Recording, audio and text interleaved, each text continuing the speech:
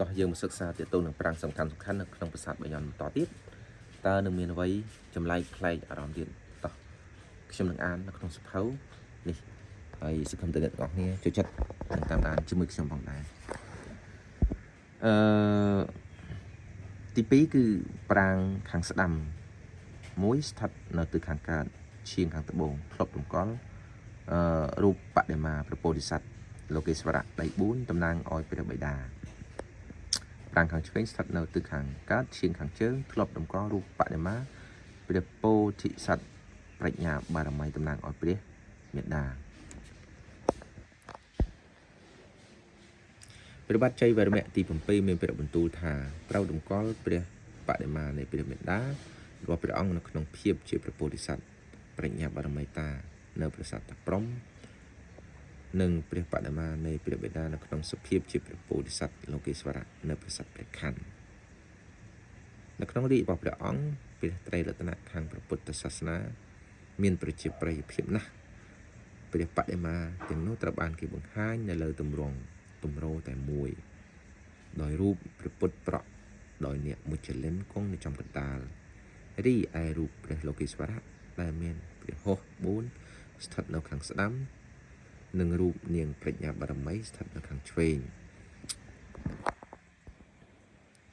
ទម្រង់រាងត្រីកោណដោយភ្ជាប់គ្នាប្រាង្គកណ្ដាលប្រាង្គខាងឆ្វេងនិងប្រាង្គខាងស្ដាំនៅប្រាសាទបាយ័ន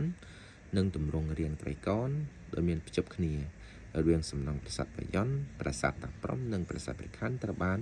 គេជឿជាក់ថាមានទំនាក់ទំនងគ្នាយ៉ាងជិតស្និទ្ធអង្គការចៃសាសំគាល់ខ្ញុំសូមលើកបន្ទល់ថាបើចៃសាថានៅប្រាសាទបាយ័នប្រាង្គខាងស្ដាំនៃប្រាសាទកណ្ដាលឧទ្ទិសដល់ព្រះបិតាប្រាង្គខាងឆ្វេងឧទ្ទិសដល់ព្រះបិតាប៉ុន្តែបើប្រៀបធៀបអំពីទីតាំងប្លង់រវាងប្រាសាទកំពូលនៃមុំត្រីកោណជាមួយនឹងប្រាសាទព្រះខ័ននៅបាតខាងឆ្វេងទិសខាងជើងនិងប្រាសាទតាព្រំស្ថិតនៅទិសខាងស្ដាំខាងត្បូងវាហាក់ដូចជាផ្ទុយនឹងទ្រឹស្ដីនេះខាងលើនេះដូច្នេះគួរតែព្រះពុទ្ធរូបដែលត្រូវបានតម្កល់នៅខាងត្បូងរីឯរូបព្រះបិតាស្ថិតនៅទិសខាងជើងវិញទៅផ្សំទំនងជាងទី4គឺប្រាង្គនៅទិសខាងត្បូងស្ថិតនៅចំ